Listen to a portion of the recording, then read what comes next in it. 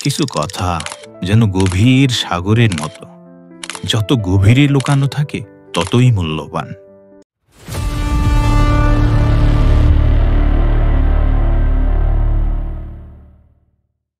ঢেউয়ের মতো ভেসে আসা প্রতিটি তথ্য উজাড় করে দিলে তীরে শুধু নোনা জল আর শূন্যতা পড়ে থাকে।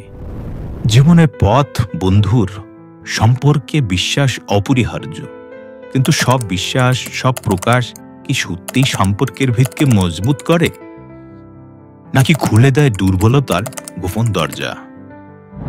বন্ধু হোক বা প্রিয়জন, সম্পর্কের উষ্ণতা তখনই দীর্ঘস্থায়ী হয় যখন আমরা বলতে শিখি কোথায় থামতে হয়। মন খুলে কথা বলা প্রয়োজন, সন্দেহ নেই, কিন্তু কিছু কথা একান্তই নিজের, যেন এক অমূল্য সম্পদ যা বাইরের লোকের কৌতূহলী দৃষ্টি থেকে রক্ষা করাই শ্রেয়। আপনার আর্থিক স্থিতিশীলতা, আপনার কষ্টে অর্জিত সঞ্চয়, আপনার ভবিষ্যৎ বিনিয়োগের পরিকল্পনা, এগুলো আপনার ব্যক্তিগত সাম্রাজ্য।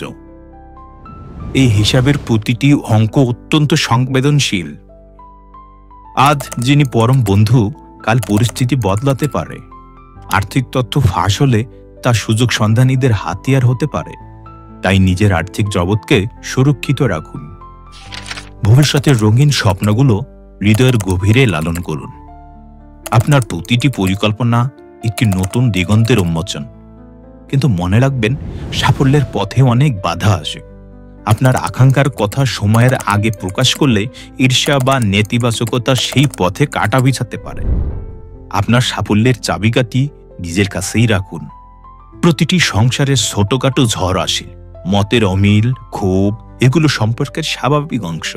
কিন্তু এই অভ্যন্তরীণ কলহ যখন বাইরের লোকের কানে যায়, তখন তা মশলার মতো কাজ করে।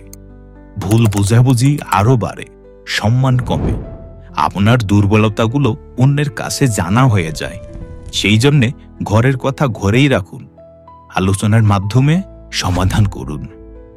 আবেগের বশে এমন কিছু বলবেন না যা ভবিষ্যতে অনুতাপের কারণ হয়।